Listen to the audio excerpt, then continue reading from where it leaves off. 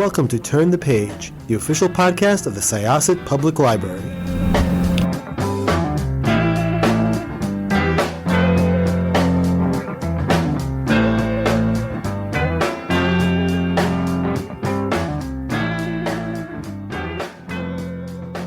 Hello and welcome to another episode of Turn the Page. I'm Jen, I'm your co-host today, and I am so excited to be here with you and with our author for this episode. Could I please ask you to introduce yourself and your book, please? Sure. My name's Tim McGregor. I'm a Toronto-based author, mostly horror. And I have a new book coming out next month called Wasps in the Ice Cream, which is a coming-of-age small-town horror story. Awesome. I really loved this book. Thank you.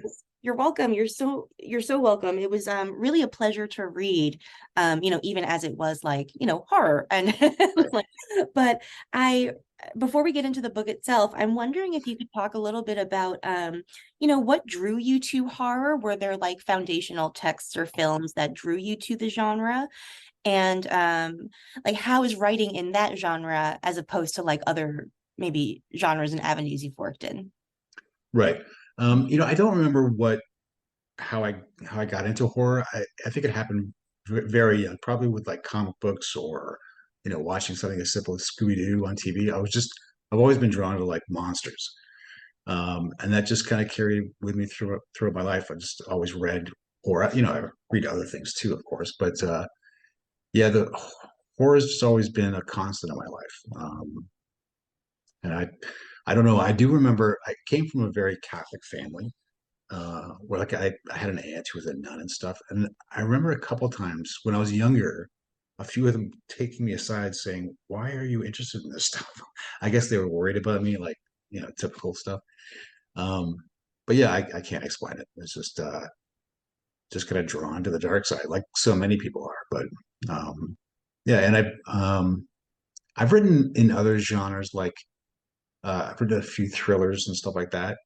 Um, but horror is just even when I try to write something that's not horror, some element will always creep in. There'll always be a ghost or someone's in a graveyard. So I just naturally go there.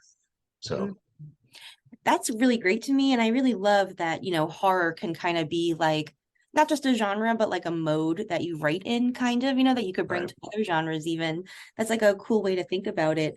And I love that you brought up monsters, because this book, I think, does have so much to say about monsters. Mm. Maybe not like literal monsters like Grendel or like Freddy Sure. Krueger, but about like the way that we make monsters of each other in society and how that affects people. So could you talk a little bit about what made you choose the 80s, and especially like the atmosphere of the Satanic Panic, and this sort of like looming nuclear threat? Like Right. what like drew you to that setting to talk about and society and stuff like that? You know, the thing was, I first had the idea of somebody being attracted to like the weird family in town, and I decided to I'd set it in the 80s because that's when I was a teenager. So I just knew that era. I thought it would give it a little more veracity, or I could pull from my own life, which I ended up doing. Mm. Um, and just thinking about when I was writing it, thinking about what it was like to grow up in those times. I remember the Satanic Panic, and sort of scratching my head, going, "Is this for real?" Like it seemed unbelievable at the time, but nobody seemed to be questioning it. Geraldo's Rivera's investigating it. It's all over the news, and there were such outlandish claims. And parents were getting uptight about anything satanic related, heavy metal music, whatever. Mm. Uh, and I do remember the looming threat of nuclear war. Just the helplessness of it. Like if it was going to happen, there was nothing you could do.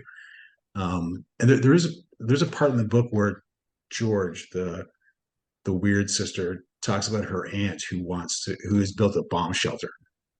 I grew up in Northern Ontario. We were fairly remote, and I had an aunt who was convinced it was going to happen, and she wanted the entire family to pool their money and build a bomb shelter out where we were, thinking we would be safe because we were in Northern Ontario. Um, the funny thing is that actually wouldn't have worked because the secondary NORAD unit for Canada was close to where we were. So it would have been one of the targets. So we wouldn't have survived anyway.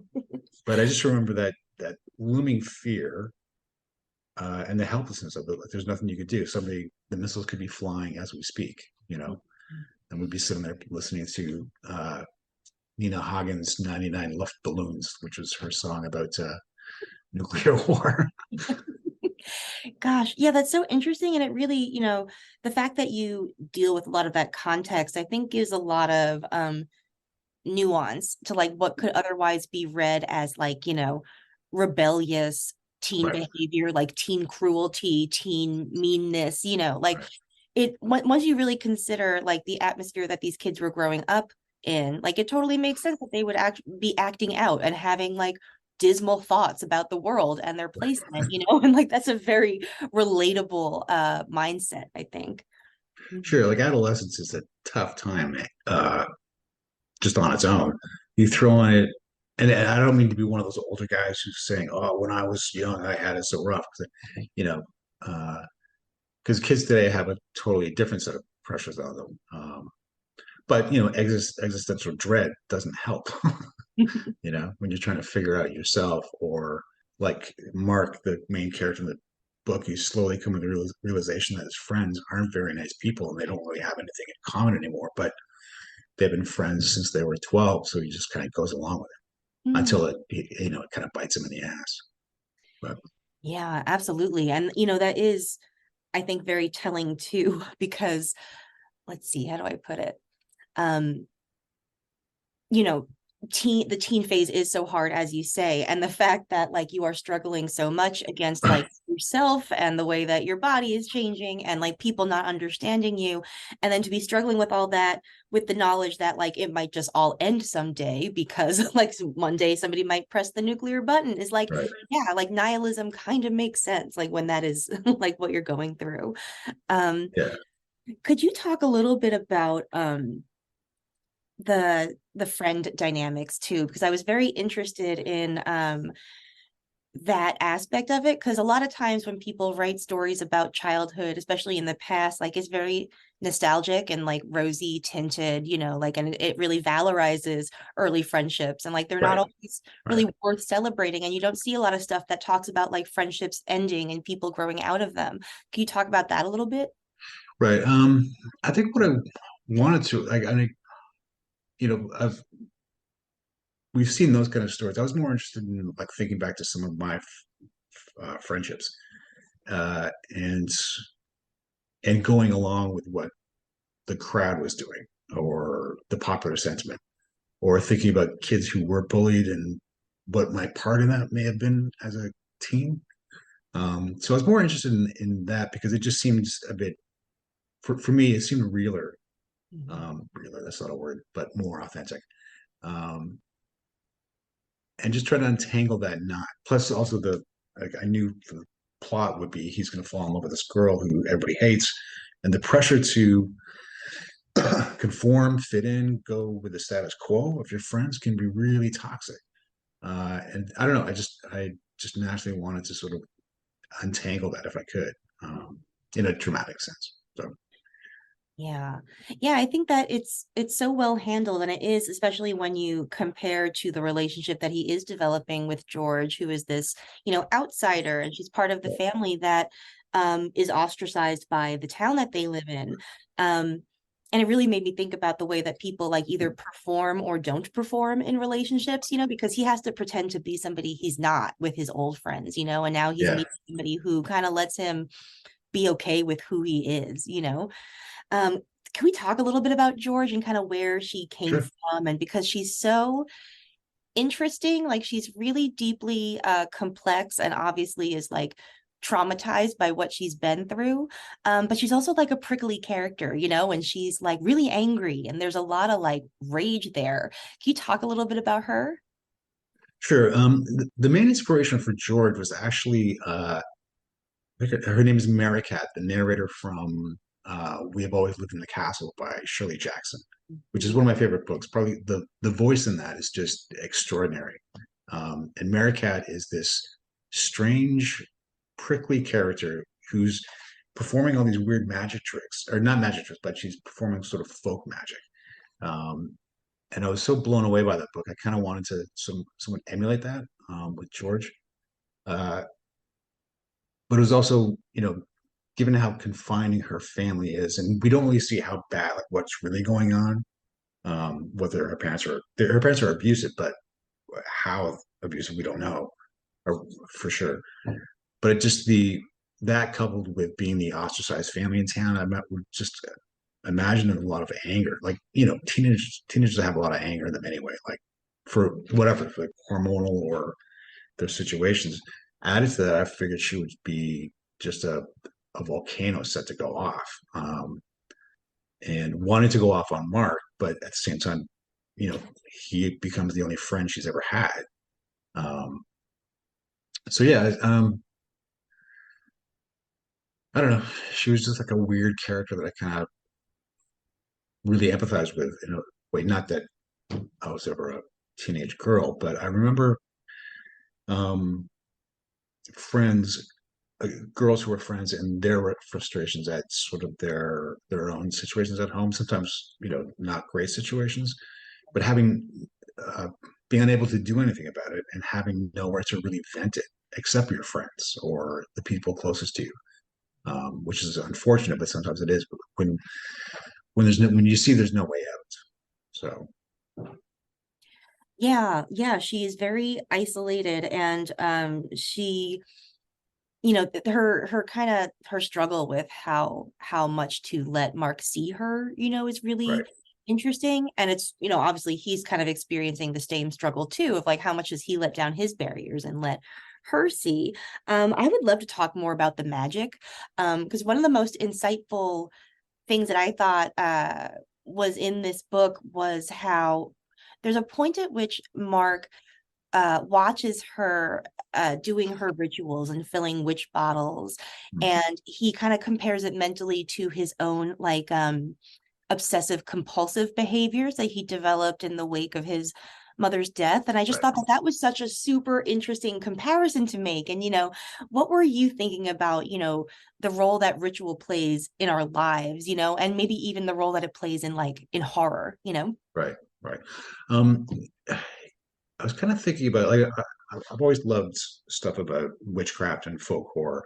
And I don't remember where I heard about witch bottles, but it just seemed like a cool idea. Like these little things you place in your home that would somehow capture or stop bad energy or evil spirits, whatever. Uh, or other things like putting a line of salt down outside your front door to keep the ghosts away. Stuff that makes, like, because it's magic, uh, there's no science to it. So like putting a jar full of pins and hooks that would literally hook something. I Mm, kind of love that idea. yeah. Um, and George, I figured, was someone who, like, she's already got an interest in this, and she probably has read a ton about that subject.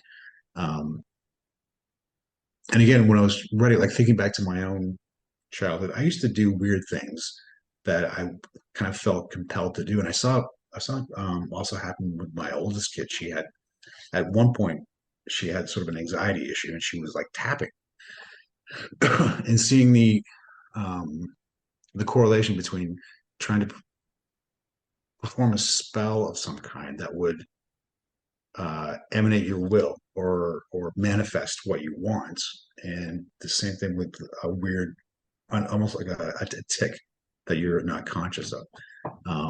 And in Mark's case, it's he recognizes it as exactly the same because he develops this tapping ritual when his mom's in the hospital, so that as long as he goes through the whole ritual of it is what matters to them.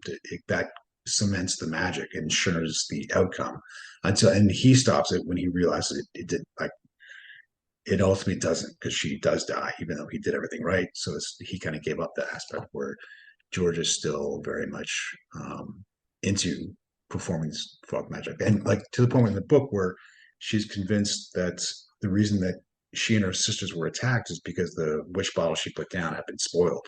They've kind of run out of their magic or their magical battery, sort of thing. So Oh, absolutely. Yeah, they're totally both protective protective measures.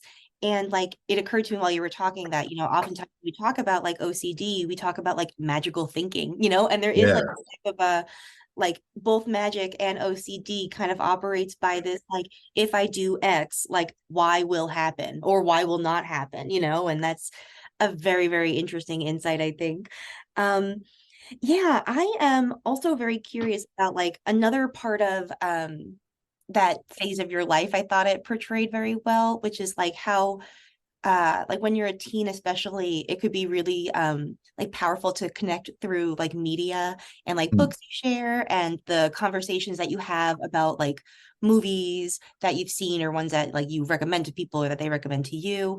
And I was wondering if like some of the texts and the films that you mentioned in it were ones that like you had encountered early on and were important to you too. Yeah, for sure. In fact, Mark's interest in books kind of reflects my own. Um, at that age, reading a ton of like fantasy, like sort of Conan the Barbarian, kind of pretty simple, like sword and sorcery stuff.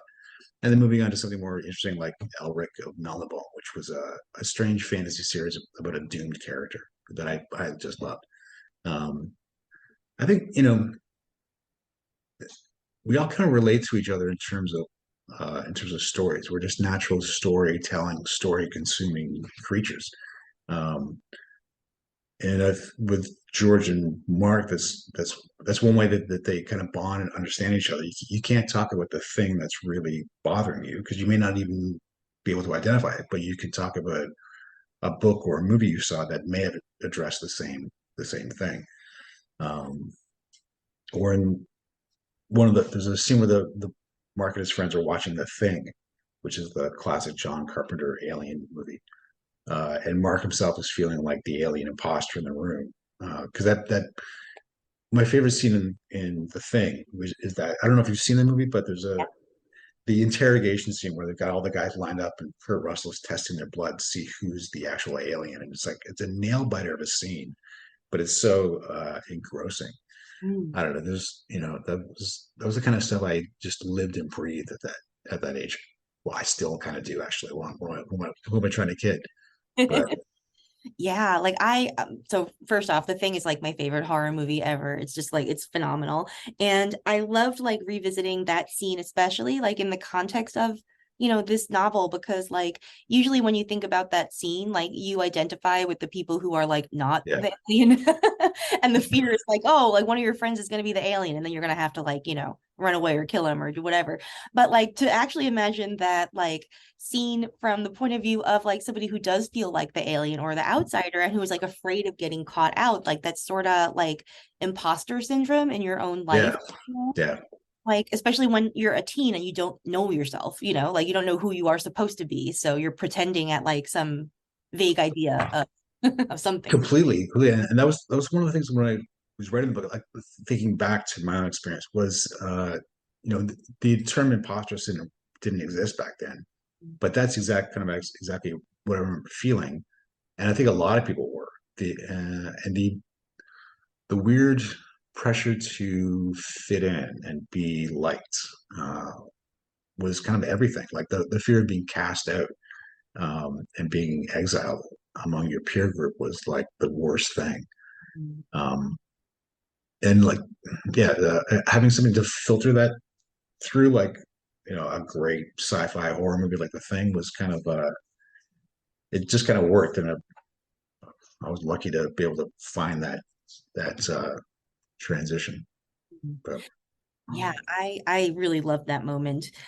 I would love for you to talk about the dynamic in the house where George lives, because a lot of the sort of horror of her existence and like the reasons why her family is ostracized are kind of like occluded from us or only right. hinted at, and we see aspects of it, but not all of it.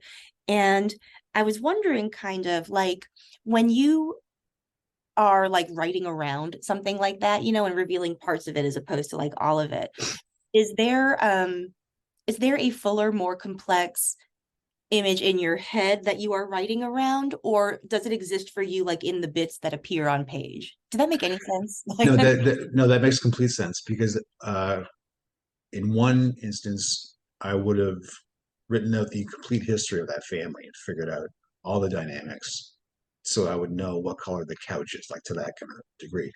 I didn't this time. I kept it like how you said in the latter section. I kept it kind of obscure because I didn't want to. I wanted them to be a mystery to me as well.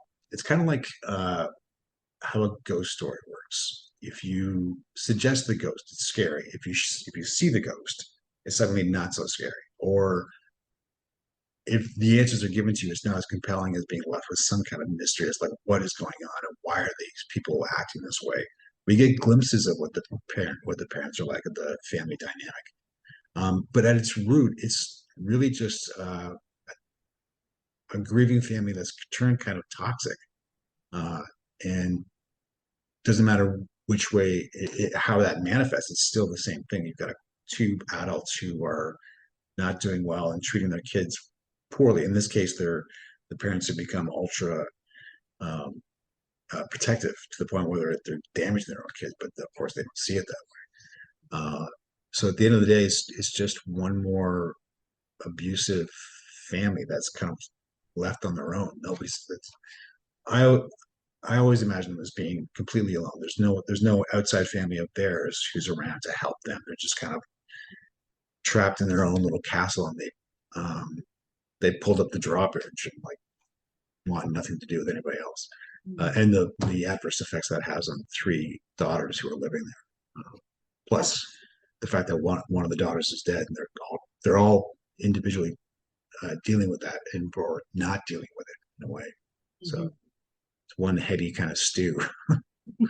Yeah, absolutely. And it really that like points out, I think, the fact that you mentioned that like they are so isolated that they are just in their little world. Like that is why Mark is so dangerous to the family, like from Right. the to the living sisters and even other family members, like um, you know, bringing an outsider in like pierces that bubble and it like shows that the reality that you are living in is maybe not the only reality, and so Yeah. like they it's such an interesting tension there between wanting to let somebody in and then also wanting to like protect the homestead and not have your world get disturbed.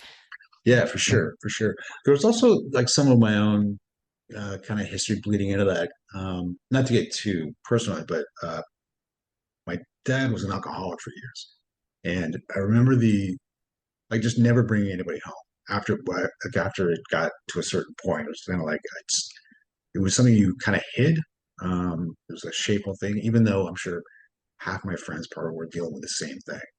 But I just remember how isolating that was, and never letting somebody come over because I didn't want them to see the actual truth of what my reality was. Um, so I think a lot of that kind of bled through with the Pharaoh family and the effect it has on their kids. So Mm. That's a really interesting, I think, aspect of this because I think that is one of those types of things that families tend to like talk around, and not yeah, like, and it's things that like families are ashamed of or like individual members can. And that really, to me, like that does even speak to like Mark too a little bit. And it's ironic and bittersweet in a way, that like the things that make Mark ashamed and make him feel like he's alone in the world and that there's like no one else like him, are actually the right. things that like connect him to like every other human being, and especially to George, like the things that make you feel so vulnerable and isolated and alone are like the things that actually make you human, and a part of Right. like human society. And so like they get to connect over these things that they thought like they were the only ones experiencing, which is I think why it's also so powerful for them too. Sure. It's also indicative, like at that age, you do kind of feel this sense that nobody understands me, or when you fall in love with the first time, you think, my God, no one's ever felt this powerfully before. Uh, uh, so yeah, yeah, the sense of isolation, and especially with Mark and his circumstance, having friends that he's suddenly realizing he doesn't quite like, or there's a huge divide between them. Mhm. Um, adding, but in a very sort of toxic masculine way, especially with the one friend who's very violent, very aggressive. Um, and feeling he doesn't have a way to he doesn't have anyone to talk to really about his feelings until he meets George, because she's exactly on the outside. He's she is safe to talk to because she doesn't know any of his friends. You know what I mean? In the case of George, it's like a bit different because she has no other friends. It's just her and her family. But yeah, I don't know. It's just how it turned out. Yeah. Yeah, it's really lovely, like within, a horror story. Like it's a Right. really very beautiful and moving dynamic, I think, that they share. And it's just like it's so well done. And thank you for writing this, because I feel like Huh. it's like, it was obviously like extremely entertaining and like a good read, but also just like made me reflect a lot on like my own Right.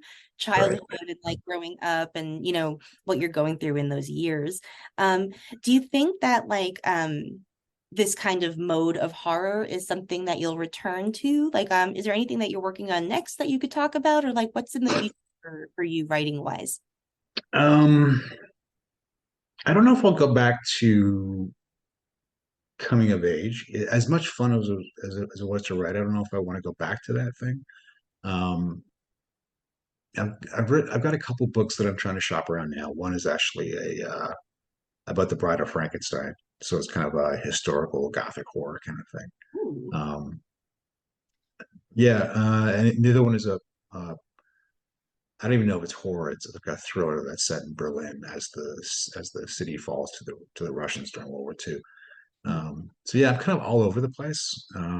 But there like I had a blast writing Wasp and the Ice Cream, just for the not the nostalgia thing, but going back and kind of reliving that. I was kind of surprised at some of the stuff I was digging up that I kind of either had forgotten or I wasn't smart enough to kind of process. But looking back on it now, kind of going, oh, geez, that was pretty shitty. Whatever that thing was. Like, like there's a part in the book where Mark's dad says something off color and kind of nudges him, saying, like, be cool. It's okay to say something Mm-hmm.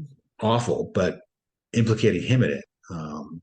That was a direct moment. I can remember older guys in my life, or like my dad's friends, saying something really wrong, but giving the old nudge, nudge, wink, wink, be cool. And looking back on it now, it's kind of like, well, that's how it's passed on. Like, no one's born with shitty ideas. Here's how it's learned, because somebody who should know better is literally just passing the buck to you and implicating you in it. But Yeah. so yeah, I don't know. I might go back to coming of age or the 80s, because the 80s seem very popular. I don't know. Yeah. Well, I think those ideas are also interesting, and it does what you've just said, I think links back up to like some of the dynamics at work in like the bullying and Sure. ostracization that we see with George, because like we were saying before, when you talk about group dynamics and trying to fit in, like it's much easier to signal the outside status of others than it is to like claim your own insider status, and those Yeah. kind of like those incorrect comments that are like okay among the boys, but like no one else, are like also kind of function that way, I think. Yeah. Yeah, Mhm. for sure. For sure. Yeah, well, thank you so much for coming on the show. I'm so glad we got to talk, and I hope that, especially for this Bride of Frankenstein project, I hope you'll come back and talk about that, because that sounds like something I would love to. So I would love to. Thank you so much for having me on the show and for reading the book. I really appreciate all the great questions you had. This has been great. thank you. And it was my pleasure. I really enjoyed it.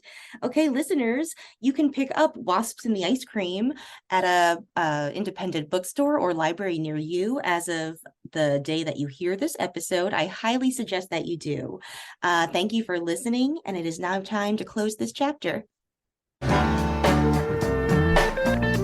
It's time to close this chapter of Turn the Page. Join us for the next episode.